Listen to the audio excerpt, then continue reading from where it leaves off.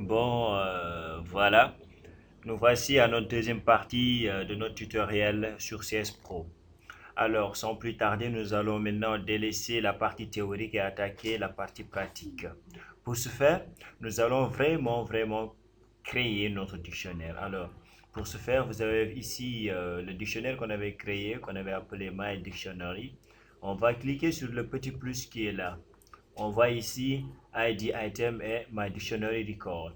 Alors pour ID item, on va cliquer ici et cliquer une fois, attendre, ensuite recliquer ou bien juste venir ici et faire Modify Item. Alors nous allons l'appeler numéro d'identification. Numéro d'identification. Item name, on va mettre num-de 8 id. Start, on ne touche pas. Length, on va mettre 8. Donc, la taille du numéro d'identification sera égale à 8. Item data type, on va mettre numérique. Item type, blablabla, et 0 fil, on met yes. D'accord. Maintenant, si vous pouvez toujours mettre, on a créé notre ID item. Maintenant, on va dans notre dictionnaire. On fait quoi? Vous faites clic droit, add item. Alors, on va écrire d'abord renseigner la région. Région, tabulation, on accepte ça.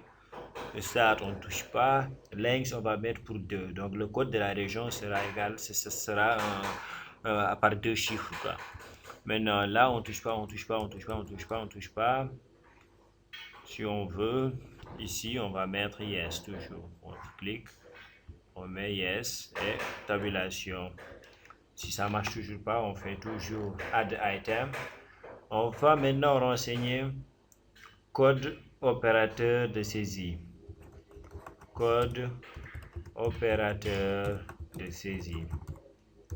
On met ici OS 12, on met 2 toujours. Là, on touche pas, on touche pas, on touche pas.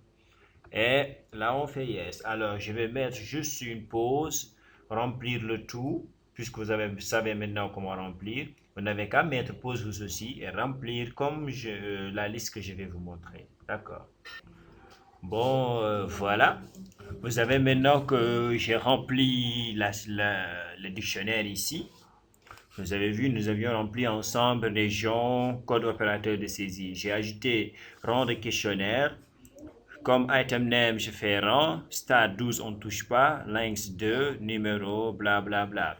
Et je voulais juste attirer votre attention ici pour nom et prénom. Nous avons mis nom et prénom, item label nom et prénom, item name nom et prénom comme ça. Start, on n'a pas touché 14 parce que c'est 12 plus 2, ça fait 14.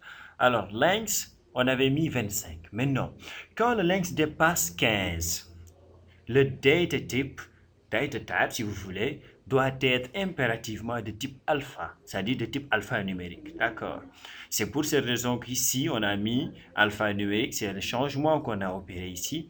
Et aussi, ici, à date 2, on avait ici aussi alphanumérique parce qu'on a 20 ici. Notez bien, quand le length dépasse 15 caractères, on met le data type en alphanumérique.